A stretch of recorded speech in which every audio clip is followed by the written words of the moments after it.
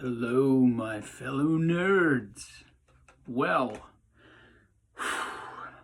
I just got all the comics out. I tried to organize certain ones. So, why don't we start with the ones that are just only I don't even know what I'm saying. Why don't we start with this? This one's in a bit rough shape.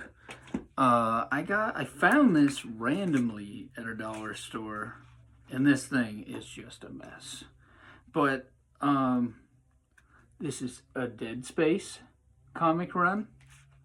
I gotta fix the pages in this, but it's really good. If you are a fan of Dead Space, you're really gonna enjoy that. So then we have this one, The Fox. This was a blind buy.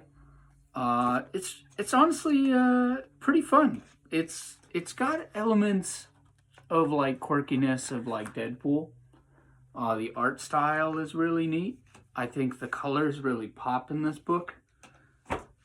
Then we have the first issue from Image Comics, which I do love Image. Gunslinger Spawn. This one is a lot of fun, actually. I really enjoy this. I definitely want to get more of this. So, there's that. Start with the small stuff first. Okay. So, Coheed and Cambria, the Amory Wars, consume my life. Unfortunately, they are kind of hard to obtain. Currently trying to get a few different volumes that I don't have in the collection right now. I just reread the Amory Wars, the second stage Turbine Blade from Boom Studios and Evil Inc. This is a hardcover. Hardcovers are kind of hard to get, so when I got this, I got it on a sale at the time, and yeah, I mean, come on. If you know the Amory Wars, you know that book is a staple. This is the Amory Wars, Good Apollo, I'm Burning Star 4, Volume 2, No World for Tomorrow, Volume 1. Also from Boom Studios and Evil Inc. This is fantastic. These are the latest ones that have come out. So we have, and I haven't read this one yet because they just announced Volume 3, so I'm waiting and trying to reread everything that came before. So this is the Amory Wars, Good Apollo, I'm Burning Star 4, Volume 2, No World for Tomorrow, Volume 2. And if you really like this video, maybe I'll do like an in-depth of the Amory Wars, especially with how the illustrations changed over time. Like in the newest ones, the illustration it's insane. It's absolutely bananas. So let's go with next ones we have here. So let's see. I'm out of breath for some reason. So we have Thor, the Saga of Gore the God Butcher. So I wanted to read this because that movie Love and Thunder looked terrible. But I also wanted to read it because I wanted to learn about Gore the God Butcher. And after reading this and seeing what they did in the movie, it pissed me off so much. Because this, if you're a Thor fan at all, or you don't think maybe you are, but you kind of want to tread the water, pick this book up. This is one of my favorites in my collection. I love this story. And Gore the God Butcher is amazing. I mean, he's not a good guy, okay? But the ending the ending of that book is insane, and it's honestly emotional. I got this from Ollie's. This is Superman Doomsday, which I'm currently reading through. I'm almost all the way done with it, but it includes, let's see, Superman Doomsday, Hunter Prey. Really loved that. As someone who's not a big Superman fan, I really loved that run.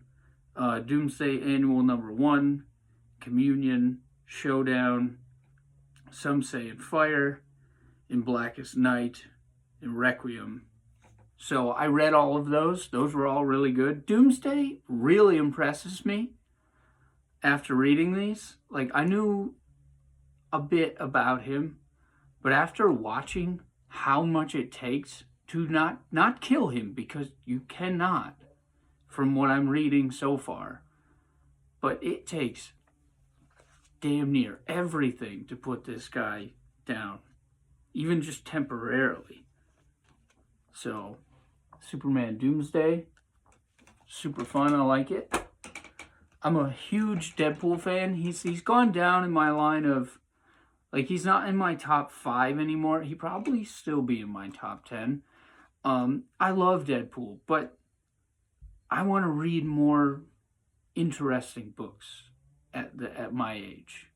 So this is Deadpool Classic, Volume 1. Slowly, I will own all of them, but they're not a top priority. But this is an excellent book, and if you're unfamiliar with Deadpool, this is great to start with. Now, I own a few Moon Knight comics. This is the only omnibus that I own. I hope to own more someday, because Moon Knight is my favorite Marvel character of all time. Way before the show, the 80s run is my favorite era of Moon Knight. Can't be touched. But this would be a close second. So this is Moon Knight. And this is from Marvel, obviously. This is from, what's his fucking name? Jeff Lemire. I hope I'm saying that right. Jeff Lemire does a really, really good job with pretty much every story that I've read from him. But if you're a Moon Knight fan, this is a must. This is a mind bender of a fucking book, let me tell you. Okay, so now we got that out of the way. Why don't we talk about my out of Marvel? Let's take Marvel out of the equation. My favorite comic book character, period, ever, Hellboy. We've got Hellboy Omnibus, Seed of Destruction, Volume 1. This one is good. It's not my favorite one, but it is really good, and you learn a lot.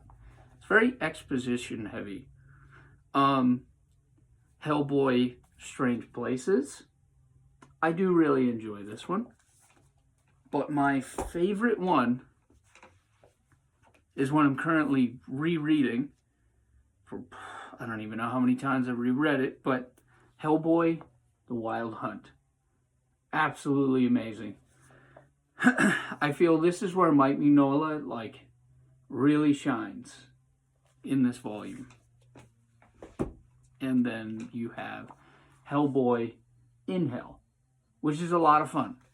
I've only read that one once, so I don't remember a ton about it. And then I'm slowly picking up all of the Hellboy books, the ones that do include him, that don't include it, the whole universe. And it is going to take me years to get. But I saw this one on sale, and I picked this one up.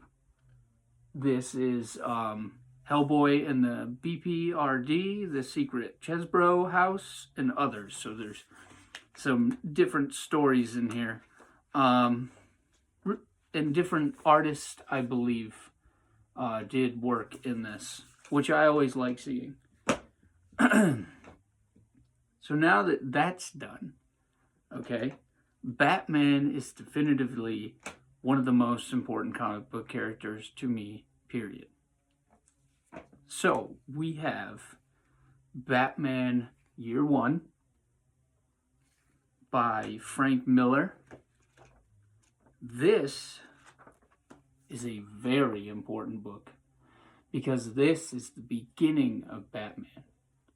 This is amazing. We have the infamous Batman the Killing Joke. Great read. We have Batman Eternal Volume 1. Really loved this storyline.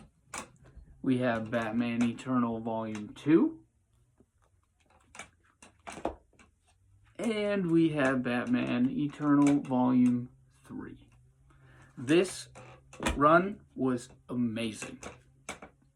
Now I'm going to show you one of my all-time favorite runs of Batman.